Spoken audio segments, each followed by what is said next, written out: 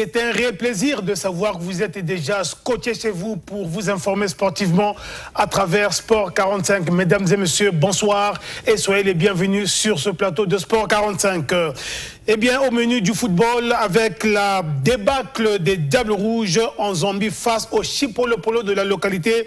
Mesdames et messieurs, c'était donc un match comptant pour la première journée des éliminatoires de la Coupe du Monde 2026. Eh bien, dans cette émission, nous parlerons également handball avec les préparatifs de la 26e édition du championnat du monde de handball qui va donc se dérouler là-bas dans 3 pays scandinaves. J'ai donc cité le Danemark, la Norvège et la Suède. En tout cas, les Diables Rouges partiront ou ne partiront pas pour la Croatie où ils sont invités à prendre part à un tournoi amical international. En tout cas, mesdames et messieurs, nous étions du côté du gymnase Nicoloba où elles affûtent leurs armes depuis le 2 novembre dernier. En tout cas, vous en saurez davantage dans cette émission. Eh bien, Christian Toto, bonsoir. Bonsoir Donald de Goma. Mission Bello Kisikila, bonsoir. Bonsoir Donald. Voilà mesdames et messieurs pour le décor de cette émission. En tout cas, je vous ai dit de la vitrine de Sport 47 de ce soir, nous parlerons de la débâcle des Diables Rouges du côté de la Zambie, battue 4-2 face au Chipolopolo de la localité. Mais mesdames et messieurs, avant donc de parler de ce match proprement dit, nous allons commencer par le commencement. Eh bien, le commencement, ce n'est autre que la conférence de presse d'avant-match qu'avait donnée ici à Brazzaville avant donc de s'envoler le sélectionneur par intérim de cette équipe du 11 national, Isaac Ngata. Eh bien, sur quelle base Isaac Ngata s'est-il appuyé pour mettre les pendules à l'heure, pour ne pas dire pour mettre en place cette sélection nationale? En tout cas, entre autres questions qui lui a été posées au cours de cette conférence de presse. Réécoutez-le. Aujourd'hui, effectivement, on sort d'une défaite, d'une élimination, enfin, une situation que tout joueur de football connaît. On s'appuie sur ça, justement, que tout joueur de football connaît. On sait qu'il y a eu des souffrances au niveau des joueurs. Il y a eu des joueurs, lorsqu'on les a rencontrés, qui n'ont plus souhaité revenir en équipe nationale. Mais ça, c'était sur le coup. Et petit à petit, ils sont retournés à la réflexion. C'est d'ailleurs sur cette base que je me suis appuyé pour remettre les pendules à l'heure, si vous voulez. Je leur ai simplement dit, le footballeur, c'est ça. Aujourd'hui, vous êtes heureux, demain, vous ne l'êtes pas. Le football au Congo n'est pas joyeux aujourd'hui. À vous d'écrire votre page. Et si vous avez vraiment envie qu'on y arrive, mettez-vous au travail et dispensez-vous des problèmes qu'il y a qui peuvent nuire un petit peu à l'évolution. Et mettez-vous juste dans la tête que ça s'en va, mais ça revient. Et à nous de remonter le football congolais. Le négatif, tout le monde le voit, moi aussi. Mais du négatif, on voit toujours le positif. Lorsque vous avez une bâtisse qui est complètement écroulée, il faut la construire. Et c'était cet argument que j'ai proposé aux anciens et aux nouveaux, et d'autres qui sont encore en réflexion, en disant, voilà, il faut qu'on bâtisse chez nous. Je n'ai pas dit on bâtit l'équipe nationale, il faut qu'on bâtisse chez nous. Et ça commence par la volonté de tout un chacun de s'investir pour cette équipe nationale qui est le moyen de liaison de tous les Congolais. Voilà, je n'ai pas tenu un discours différent et les joueurs se sont remis à y croire et puis ont accepté de revenir lancer ce nouveau challenge avec moi. Et on verra bien. Mais en tout cas, la Zambie est bien. Bravo pour elle, elle travaille. Elle a une équipe qui est régulière. Certains ont commencé ensemble depuis 2013. Donc c'est une équipe vieillissante. Et d'autres qui viennent d'arriver, ça reste costaud, comme vous le dites. Mais je pense qu'ils nous recevront ou ils ne nous attendent pas. Donc les atouts que nous avons, le premier atout, c'est la volonté et la détermination qu'ont donné les joueurs. Vous savez, c'est pas facile de revenir. La séance d'aujourd'hui était difficile parce que vous connaissez les circonstances des voyages, des problèmes qu'a eu Air France. Malgré tout, le peu qu'on a fait aujourd'hui m'a donné un petit peu de confiance parce que dans la fatigue, on a su garder la concentration et on ne s'est pas dispersé. Vous avez vu, c'est moi qui ai demandé à couper cette séance parce que la concentration me suffisait aujourd'hui. Donc les atouts qu'on a, c'est d'exploiter au maximum les capacités et les chances que nous avons. Ma mère, mon père, mon grand-père, tout ce que j'ai connu qui m'ont élevé et éduqué m'ont dit même si tu n'as que 10% des chances, prends les 100% des 10% pour aller te battre. Voilà, mesdames et messieurs, et à propos de l'adversaire du Congo, qui n'est autre que la Zambie, eh bien, ça a été un test grandeur nature pour le nouveau patron du staff technique des Diables Rouges, Isaac Ngata. Eh bien, nous lui avions posé la question à propos justement de l'adversaire. Qu'en pense Isaac Ngata? Suivez ce qu'il nous a dit à propos. Je ferai un maximum sur ce pourcent-là pour aller gagner. Question? Oui. Merci. Jocelyn Rodrigue, qui est là de Radio Congo. Coach, j'ai une question simple. J'aimerais savoir quel système allez-vous donc mettre en place en Zambie? Est-ce que vous irez là-bas pour limiter les dégâts? Est-ce que vous irez là-bas avec des ambitions de faire bouger la Zambie à domicile? Alors, pour ceux qui me connaissent, je respecte beaucoup tout le monde. Vous me mettez la France, le Brésil, d'abord, je veux gagner. Bien sûr. Je veux gagner. Je veux gagner, ça ne veut pas dire aller n'importe comment. On sait que la Zambie est une équipe qui a des capacités particulières. Ces capacités, nous les avons examinées. Et on va faire une séance pour remplacer la séance de tout à l'heure.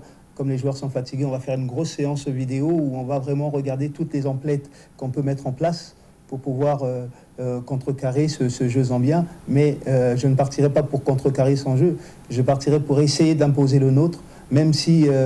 la cohésion n'est pas faite encore parce qu'on n'a pas eu de match de préparation. Je pense que les joueurs ont un esprit et en plus ils ont des capacités. On va essayer d'imbriquer tout le monde selon ses capacités pour pouvoir atteindre cette Zambie pas au cœur de sa problématique, c'est-à-dire, je ne vous le dirai pas parce qu'ils le sauront aussi. Vous savez, il y a quelqu'un qui était en prison pendant 20 ans, qui a été mis en prison pour des raisons particulières, qui a dit: un gagnant, c'est un rêveur qui n'abandonne jamais. Moi, je suis un gagnant. C'est mon rêve de jouer la Coupe du Monde. Je mettrai tous les ingrédients qui soient nécessaires pour qu'on arrive à cette Coupe du Monde. Maintenant, ce n'est pas une finalité. Parce que, comme je disais tout à l'heure, on est en phase de reconstruction. Il faut qu'on sache que la reconstruction, ça prend un peu de temps. Ce n'est pas une fuite en avant, attention. L'objectif d'aller sur la Coupe du Monde, c'est donner un maximum et de relever la tête du Congo. Et si, dans ce parcours, malgré les embûches qu'il y aura, on arrive à aller au dernier match contre le Maroc chez lui, parce que ça a été conçu comme ça, on va jouer à fond notre coup, bien évidemment. Maintenant, si on nous dit, vous êtes à 3e de ce groupe, et que vous avez gagné 4 matchs ou 5 matchs, 4 matchs sur 6, je suis satisfait. Pourquoi? Parce que on aura fait jeu égal avec ceux qui partiront peut-être à la Coupe du Monde. C'est pas une satisfaction, mais c'est une marge d'évolution. On va travailler sur un projet. Pour se projeter, c'est aller quelque part où on veut aller. Et aujourd'hui, ce serait cavalier de vous dire aujourd'hui que je vais battre le Maroc 2 fois et puis je vais battre la Zambie 2 fois et je serai qualifié pour la Coupe du Monde. Ce serait cavalier et prétentieux. Je pense qu'on n'en est pas là. On est à remettre un petit peu la confiance, comme je disais tout à l'heure sur les deux questions précédentes, remettre la confiance et surtout qu'on a des bons joueurs. Et aujourd'hui, ce qui nous manque, c'est la confiance, la cohésion et surtout le respect de la nation. Et à partir du moment où on va mettre un peu plus de cœur dans la nation, je pense que pour nous battre, ça va être costaud. Voilà, c'était donc là, mesdames et messieurs, Isaac Ngata, le nouveau patron du staff technique du 11 national, bien avant de s'envoler pour la Zambie. Parlons à présent de ce match cauchemardesque, en tout cas cauchemardesque, parce que les Congolais menaient sur le score de 2-1, mais malheureusement au finish, mesdames et messieurs, le Congo a perdu sur le score de 4-2. Alors, Christian Otato. Vous l'avez bel et bien dit, c'était un match cauchemardesque. Les conditions déjà de départ ne pouvaient que payer, même si l'on est des robots. Voilà. Quand même arrivé dans le même jour du match, dans un pays, à 3 heures, pour arriver à l'auberge à 4h45, aller au fait se reposer à 11h pour jouer à 18h. Même si ce sont des professionnels, je pense que les muscles ont besoin vraiment du repos. Il faut un temps de récupération. C'est pas pour rien que quand on regarde les calendriers des matchs à l'étranger, on donne au moins 72 heures de repos. Bien évidemment. Même s'il y aura 2 matchs à jouer dans la semaine, mais vous allez quand même jouer 72 heures. Donc 48 heures après votre dernier match, vous jouez le 3e jour. Voilà. Bello. Oui. Malgré ce somptueux but du jeune Sylvain Ngavoula, eh bien, les Congolais se sont inclinés. Oui, c'est normal, il n'y a pas de magie. La défaite a été préparée ici à Brazzaville. Mais je veux un peu... La défaite a été préparée. A été préparée ici à Brazzaville. Je veux un peu appuyer ce que vient de dire Christian. Prenons juste l'exemple du Gabon qui avait battu la RDC l'année dernière en éliminatoire de la Coupe d'Afrique. Le Gabon est arrivé en RDC à 14h. Le jour du match, à 14h pour jouer à 17h et le Gabon a su l'emporter. Donc, ce n'est pas déjà une raison pour dire, certes, ça fait partie du manque d'organisation de cette équipe nationale, mais les joueurs aussi pouvaient donner mieux que. Pour déjà mener 2-1. Ils ont tenté de le faire. Mener 2-1 et relâcher. Là, je pense que là, c'est autre chose. Il faut se poser la question, est-ce que les Gabonais étaient préparés que vous allez partir le jour J ou bien c'est brusquement qu'ils découvrent? Parce que c'est ça la grande différence. Lorsque l'on découvre brusquement, l'on sait que, ah non, on devait partir la veille, on devait partir 48 heures avant, l'on devait partir 5 jours avant. C'est différent que vous vous rencontrez dans une situation brusque où vous savez, ah non, c'est le jour J que nous allons partir. Parce que ça amène aussi un certain découragement dans la tête des joueurs. Parce que Gabon, RDC, ça se passe au niveau du Gabon, mental, RDC, c'est tout proche. Libreville, Kinshasa, c'est proche. Si les joueurs étaient déjà préparés, ah non, nous irons que le jour du match, ça devrait aussi, ça joue aussi sur le mental. Ah ben oui, voyager à 1h du matin pour arriver à 3h30, quitter l'aéroport à 4h45 pour l'hôtel et à 11h vous jouez, à 17h, 18h vous jouez. Bon, écoutez, il faut des repos pour tenir. Ça fait partie de nos cultures maintenant, on doit s'habituer parce qu'on se souvient au Chan, on a passé les nuits dans les aéroports. La preuve en est qu'il y a des joueurs qui ont ras-le-bol avec cette manière d'organiser les choses. Exactement, ça, l'organisation, on doit vraiment s'amortir sur ça. Pourquoi? Parce que ça fait partie aussi de l'échec de l'équipe nationale. Ah oui? Imaginez un peu au pays ici, revenons un peu en arrière au pays, l'équipe s'entraîne 2 jours. Le 3e jour, l'entraîneur annule l'entraînement. Pourquoi? Parce qu'il y a un joueur qui est blessé. Et l'entraîneur se dit que non, le lendemain, nous voyageons à 10h. Mais subitement, le voyage est reporté pour 1h. 1h du matin. Imaginez un peu déjà, ils ont perdu l'entraînement d'avant-voyage, l'entraînement du matin. Donc, arrivant en Zambie à 4h du matin ou 2h pour jouer à 17h. Ils n'ont pas pu tâter le terrain. Déjà, c'est difficile. Pas évident. C'était vraiment difficile pour nous de battre cette équipe zambienne. Alors, à qui incombe donc la responsabilité de cette débâcle, s'il faut appeler ça débâcle? Oui, mais là, on doit plus se voir la face. Vraiment, les responsabilités sont partagées. C'est comme une maison. Je prends l'exemple d'une maison. Lorsque papa et maman ne s'entendent pas, vraiment, les enfants vont subir. Paye les pots cassés. Paye les pots cassés. Donc, ce qui se passe actuellement au Congo ici, le ministère des Sports et la Fédération congolaise de football, depuis un certain moment déjà, rien ne marche entre les deux.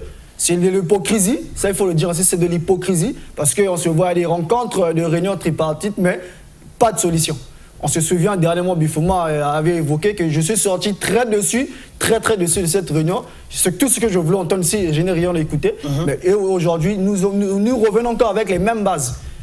Pas d'organisation, manque de préparation et c'est des défaites qui s'enchaînent. Les Congolais, on a peut-être marre. Et nous aussi, on ne sera pas là toujours à appuyer les bêtises. Parce que ça, c'est une génération peut-être, faut pas dire, on ne peut pas abuser et vendre le rêve aux Congolais de dire doré que nous allons jouer la Coupe du Monde. C'est faux.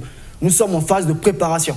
Et en phase de préparation, on doit bien construire l'équipe pour avoir des résultats qu'il faut. Sinon pas, nous allons enchaîner. Bien construire l'équipe avec l'organisation des voyages dans ces conditions. En fait, c'est pas évident. Donald, Christian, oui. Déjà reposez la question pour les téléspectateurs, la question que vous avez posée. À qui incombe la responsabilité de cette débâcle? Je pense qu'il est maintenant... Congo, 4 pour la Zambie et 2 pour le Congo. Ce voyage à 0 heure est une opportunité maintenant, je le dis, pour moi, pour interpeller les élus du sport congolais. Exactement. Parce que quand on regarde pourquoi l'équipe a dû voyager... Voyage qui était prévu pour 10 heures. 10 heures, donc ce qui veut dire certainement il a dû avoir des problèmes de moyens financiers. Ah, certainement. Donc, Christian, qui sont... Tato, tu es sûr? Mais bien sûr, mon frère, attends. Exactement. En ce moment où nous sommes en train de parler... On a affrété un vol. Mais bien sûr. Vol spécial. Affréter le vol, ça veut rien dire. Si la compagnie n'est pas sûre d'avoir son revenu, Samaï. Est-ce que cette compagnie va accepter? Est-ce que la compagnie va accepter d'écoler sans toucher? Je ne pense pas. Donc c'est ce qui tient à dire, puisque lors de la rencontre, la dernière rencontre du ministère avec le ministère mouvement, Fédération, le mouvement, le ministère Fédération, le ministre avait évoqué cette raison, cette question où il avait dit: je n'ai qu'un budget de 4 milliards 500 millions et 2 milliards 500 pour compétition. Avec 2 milliards 500, comment pourra-t-il gérer 34 fédérations? En ce moment où nous sommes en train de parler, ce 20 novembre, pour les téléspectateurs, les curieux qui le veulent, ils peuvent aller taper sur leur Internet, leur PC. Ils vont découvrir que le ministre des Sports du Bénin vient de défendre un budget de 43 milliards pour l'année 2024. 43 milliards de francs CFA. Le ministre béninois de sport. Donc si au Congo, en 2023, nous sommes à 2 milliards 500 budget de compétition, est-ce que par le passé, cette somme était élevée et il y a eu chute? Donc ce qui veut dire, c'est une opportunité maintenant d'interpeller la commission sport aussi de l'Assemblée nationale, essayer de sonder, regarder chez les autres, là où ça marche, combien alloue-t-il au sport pour que ces raisons soient vraiment réglées. Parce qu'en dehors de ces questions de voyage, il y a eu des joueurs qui partagent sur leur page sociale: on a joué, on n'a pas reçu nos primes. On nous paye des primes en retard. Là aussi, on va dire c'est un problème ce problème d'organisation, donc c'est un problème judiciaire. Le problème judiciaire, ce qui tient à dire, qui paye les joueurs? L'argent qui les décaisse, c'est le Trésor. Le Trésor décaisse quoi? Si le ministère des Sports a déjà épuisé sa ligne budgétaire, le Trésor sera contraint de puiser dans le budget d'un autre ministère. Est-ce que cela va créer? Ça veut dire que ce genre de débâcle s'explique alors? Ça s'explique. Regardons le budget du ministère des Sports sénégalais. Si déjà le Bénin, pour l'année 2024, le ministre vient de défendre aujourd'hui même une somme de 43 milliards de francs CFA. Bénin, combien de fois un pays comme le Congo, déjà champion d'Afrique, où l'année écoulée, cette année, je vais dire, n'avait qu'un budget de 2 milliards 500. La seule référence qui nous reste, le champion d'Afrique 72. Moi, je pense que nous sommes en plein 21e siècle, il faut le rappeler. Le Congo ne manque pas d'argent. L'équipe nationale ne manque pas d'argent. Effectivement. Ça, c'est vraiment triste pour nous et honteux de dire que le Congo avait un problème d'argent pour aller en Zambie.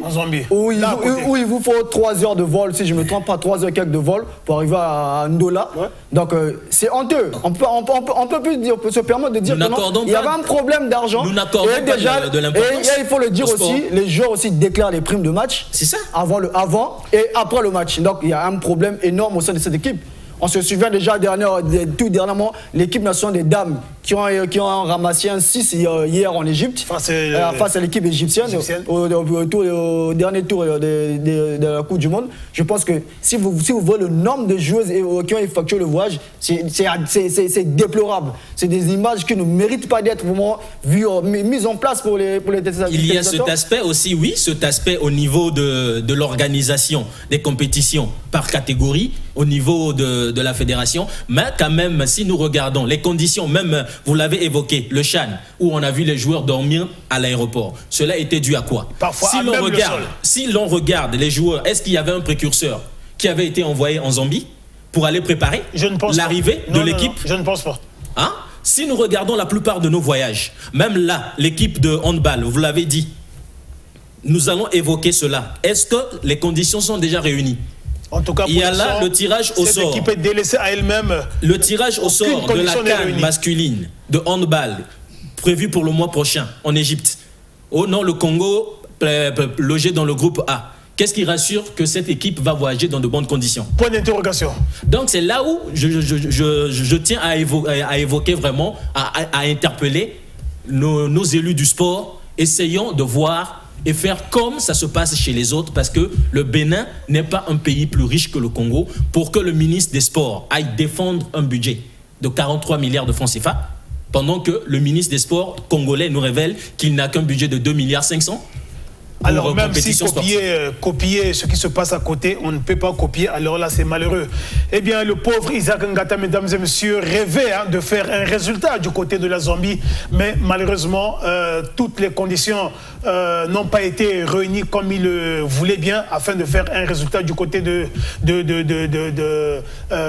la Zambie, en tout cas battu à plate couture 4-2 alors que les protégés d'Isaac Ngata ont fourni des efforts en rétablissant l'équilibre puisqu'ils étaient menés sur le score de 1-0 et jusqu'à mener au score 2-1 et à partir de là en tout cas est-ce que c'est la condition physique qui leur a faussé compagnie, Bello? Hors terrain, on va parler de l'administration, mais sur le terrain, moi je pense que là la responsabilité est du staff technique et des joueurs. On peut beau parler que le Congo a failli côté organisation pour le match, mais les joueurs c'est des professionnels. La majorité de l'ossature des équipes. Mais sont-ils habitués à voyager dans ces genres de conditions? On va arriver. Je ne parle plus du voyage, mais je parle du match. Le terrain. Oui. Les joueurs sont habitués. Je pense que le problème d'argent, ce n'est pas seulement au Congo, c'est partout en Afrique. Ça, il faut le souligner déjà. Mais sur le terrain, une fois au terrain, un joueur professionnel qui vient à l'équipe nationale représenter la nation, honoré, doit avoir déjà de l'amour et l'envie de mouiller le maillot pour l'équipe nationale. Ah mais ils ont faim. Moi, je pense, contrairement à moi, je pense que nos joueurs choisissent des temps et des mi-temps. Parce que le scénario de Ndola, c'est pratiquement le scénario de la Coupe d'Afrique face à la RDC, où on était très puissant, on menait 2-0, mais à la fin, c'est 1-4. Et dernièrement, face à la Zambie, c'est les mêmes choses où on était d'abord mené par une équipe zambienne qui était très forte que nous, favori sur papier, et on a réussi à égaliser et à prendre de l'avantage, mais subitement l'équipe a reculé, fléchi les hommes, les jambes. Je peux pas, là on peut plus parler de la fatigue. La fatigue du voyage a dû certainement jouer. Ah oui, elle a dû jouer, la fatigue du voyage. C'est des raisons. Vous n'avez pas eu le temps de traiter le terrain. C'est arrivé à 3h30. Il y a eu des erreurs, des erreurs techniques, des erreurs tactiques liées à la fatigue. Il y a eu des erreurs tactiques qu'on a eu à observer. Si par exemple on pouvait revenir sur le but, par exemple, si on observe le quatrième but par exemple, où le défenseur, un problème au fait de communication, on va dire même sur le premier but. Si nous regardons bien, le gardien et ses défenseurs n'ont pas communiqué. Bon, nous allons aller rapidement à la régie pour essayer de regarder comment est-ce que ces 6 buts, mesdames, ont été inscrits. Retenez simplement que ce sont les Zambiens qui ont ouvert le score par Ndaka à la 5e minute et les Congolais ont réussi à égaliser par Sylvain Ngavoula à la 13e minute. Et ils ont enfoncé le clou à la 15e par Bassouamina et à partir de 2-1, mesdames et messieurs, est-ce que c'est les Diables Rouges plongés dans une fatigue? Si tu regardes déjà même ce but, oui. le Congo perd le ballon. On lui chippe la balle. Il ne sent pas que l'adversaire vient. Le ballon lui est chippé. Le centre. Il y a combien de Congolais dans la surface de réparation? 3 contre 2 Zambiens. Et celui qui vient téter, il vient de loin. Le gardien, voulait-il sortir? Parlait-il à ses défenseurs? Il y a quelqu'un derrière toi. Et c'est quel gardien? Le gardien Mugonza. Je vais revenir. Il a combien de temps de match dans ce Sur ce point déjà, il y a une erreur. Il y a une erreur déjà, je vais dire, de communication entre Mugonza et ses défenseurs. Donald, on va revenir. Une sélection, c'est pour les meilleurs. On le dit tout le temps ici. Mais il faut aussi rappeler que le football africain, le football européen, c'est très différent. C'est deux mondes opposés. En Afrique, le football est très physique. Très, très physique. Même les professionnels qui évoluent en Europe, lorsqu'ils viennent jouer en Afrique, le disent toujours, jouer en Afrique, c'est très difficile. Et tu as un entraîneur congolais qui vit au Congo, tu sais bien que non, aller jouer en Zambie, jouer face à une équipe, la moitié de l'équipe, c'est des joueurs évoluant en Afrique. À Cabo Warrior, Red Aaron, Chipolo Nevusa, en Afrique du Sud, en Tanzanie. Donc ils connaissent le football local et ils connaissent le football africain et nous allons jouer dans un terrain naturel.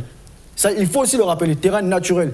Comment je vais faire ma sélection? Je vais piocher quelques joueurs qu'il faut qui sont déjà habitués à jouer dans ce genre de système en Afrique sous pression pour nous donner le meilleur. Mais sous pression. Malheureusement, on a les joueurs, nos joueurs d'abord ont un problème de temps de jeu en Europe. Les locaux? Les professionnels ont un problème de temps de jeu. peu importe ceux qui même ceux qui ont joué le tout dernier match ont un problème de temps de jeu. Déjà le gardien, depuis son départ de Ganoa, Mongondia ne joue pas à Diable Noir. Mongondia est venu à Diable Noir pour être titulaire dans les PH, mais malheureusement il est au banc de touche. Qu'est-ce que nous constatons? Il est au banc de touche. Ça il faut le souligner, c'est déjà en fait. Et Isaac Ngata ose quand même le titulariser en équipe nationale. Et c'est comme ça que le monsieur nous parle de la reconstruction. Je pense que ça, on doit bien réfléchir. Est-ce qu'il n'a pas voulu aussi éviter le pire, surtout qu'il a fait la Zambie, éviter, puisque dans ses, comment on appelle, sur sa liste, les 3 gardiens, il y avait 2 nouveaux. Il y avait Melvin Dunyama et le jeune très Vimala. À quel moment l'Afrique de l'Ouest ne marche pas déjà avec Mongondia. On se souvient du match de Harare face au Mozambique, le but qu'a encaissé Mongondia. Et là aussi, c'est la Zambie. Donc il faut se poser cette question, est-ce qu'il n'a pas voulu éviter je vais mettre ces nouveaux, aussitôt ils vont encaisser ces buts, le public va dire, ah non, il est allé les ramasser, ou plutôt mettre l'entraîneur a parlé de faire reposer Pavel, mais je pense que là, le choix a été mal réfléchi, a été mal fait déjà. Déjà ces dernières années aussi sur le poste de gardien de but, vraiment nous avons des sérieux problèmes. Et je pense que c'est le moment de tester les nouveaux qui sont arrivés. Non, en dehors de tester, mais je pense que c'est le moment aussi que ce soit surtout au niveau local, mettre du paquet sur la formation des entraîneurs de gardiens. Parce que nous avons de sérieux problèmes sur les gardiens ces dernières décennies. Voilà, mesdames et messieurs, avant donc d'évoluer, nous allons repartir une fois de plus à la régie où nous allons vous proposer les 6 buts qui ont été marqués là-bas à Ndola lors du match Zambie-Congo. 4 pour la Zambie et 2 pour le Congo.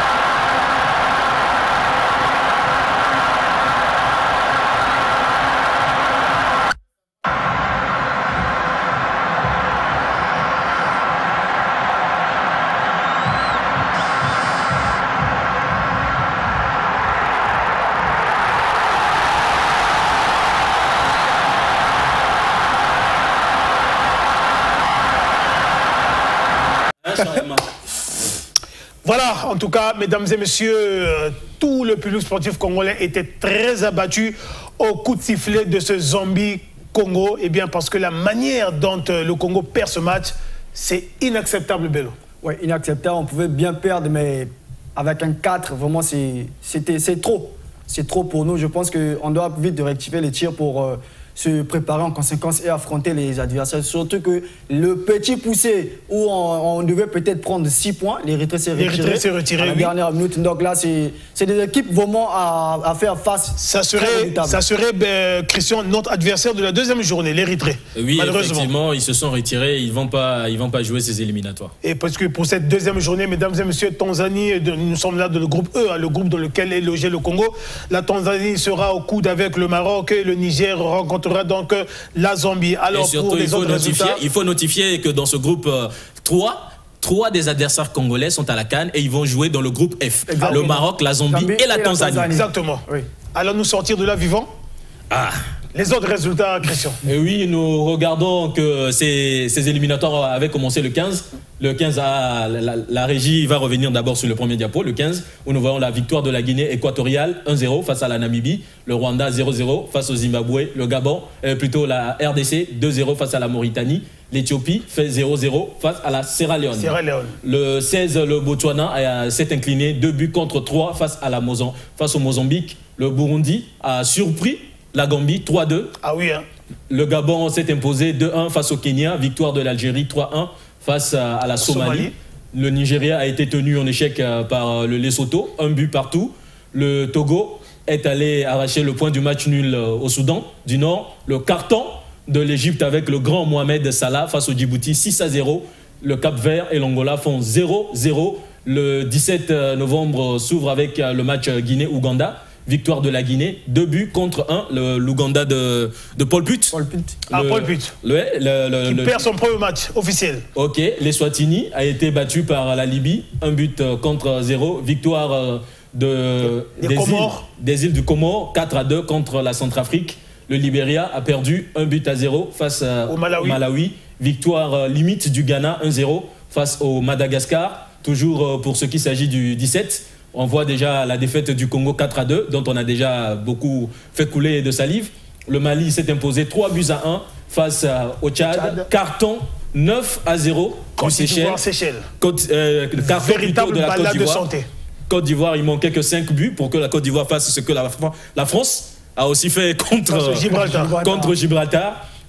Victoire du Cameroun 3-0 face à l'île Maurice. 4-0 victoire de la Tunisie contre le Sao Tomé et Principe. Le 17, le Burkina et la Guinée-Bissau ont clôturé la manche avec un score de parité d'un but partout. Le 18, l'Afrique du Sud a pris le dessus 2-1 contre le Bénin, 0-1 en faveur de la Tanzanie, 4-0 victoire du Sénégal contre le Soudan du Sud.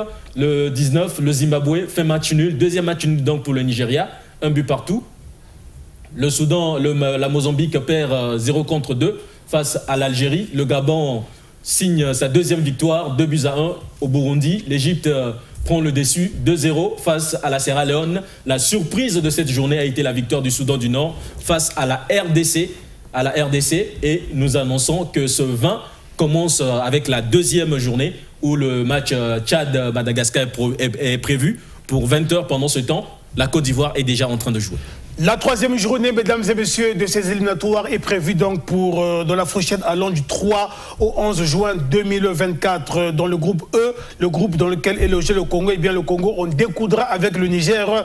Pendant ce temps, le Maroc accordera son hospitalité à la Zambie et la Tanzanie n'aura pas d'adversaire parce que l'Érythrée s'étant retiré. La quatrième journée de la fourchette allant du 17 au 25 mars 2025. La Zambie, toujours dans le groupe E, la Zambie sera aux prises à la Tanzanie. Le Congo en découdra avec le Maroc et le Niger, en tout cas, n'aura pas de match puisque son adversaire serait l'Érythrée. Parlons à présent préparatifs de la Coupe du Monde de handball, mesdames et messieurs. Eh bien, cette compétition est prévue du 29 novembre au 17 décembre 2023 dans 3 pays scandinaves, à savoir le Danemark, la Norvège et la Suède. Eh bien, les Diables Rouges sont du côté du gymnase Nicole Auba où elles affûtent, les dames Diables Rouges affûtent leurs armes depuis le 2 novembre dernier. Mais dans quelles conditions, mesdames et messieurs, cette équipe nationale se prépare pour aller défendre les couleurs de la nation là-bas en Coupe du Monde. C'est déplorable. Mais avant d'aller du côté du gymnase Nicole Loba, mesdames et messieurs, je m'en vais vous proposer ce morceau choisi. C'était du retour de la Coupe du Monde du côté de l'Espagne. L'équipe nationale était reçue du côté de la primature par le Premier ministre qui leur rassurait que côté préparation, en tout cas, nous ferons le tout pour que vous soyez dans les conditions normales afin que vous puissiez aller défendre une fois de plus les couleurs de la nation à la prochaine Coupe du Monde 2023. Suivez. Qualifié pour la Coupe du Monde de 2023, oui, nous avec vous. Ce n'est pas vous qui êtes qualifié, c'est le Congo entier, c'est tout le peuple congolais qui est qualifié. Vous pouvez être sûr que vous bénéficierez encore du soutien de tous vos compatriotes, de votre gouvernement et du président de la République. Voilà, en tout cas, le Premier ministre, chef du gouvernement, rassurait l'opinion que, non seulement l'opinion, hein, mais cette équipe nationale des Diables Rouges, que nous mettrons toutes les conditions en place afin que vous puissiez bénéficier d'une préparation efficiente, afin que vous puissiez être dans de très bonnes conditions là-bas en Coupe du Monde qui va s'organiser, je vous l'ai dit, dans 3 pays scandinaves, le Danemark, la Norvège et la Suède. Bello. Oui, je reviens une parenthèse. Il y a un supporter qui m'a dit que pourquoi pas faire l'échange de ramener la DGSP à l'équipe nationale. Parce qu'il me semble que l'équipe de la DGSP se prépare et se comporte mieux que l'équipe nationale. Pourquoi? Le monsieur a carrément raison, parce que l'équipe nationale aujourd'hui est négligée. Il y a un problème d'argent. On se demande est-ce que c'est vraiment l'équipe nationale? Est-ce que nos dirigeants se soucient du sport congolais? Parce que tout le temps on est là à parler des milliards, millions pour le football, mais côté handball, les autres sont en train de souffrir jour après jour. Je pense que c'est des choses qu'on doit vraiment changer, parce que le Congo va jouer la Coupe du Monde et non la Coupe d'Afrique, ou encore le championnat d'Afrique. La Coupe d'Afrique, 26e championnat d'Afrique. 26e championnat d'Afrique.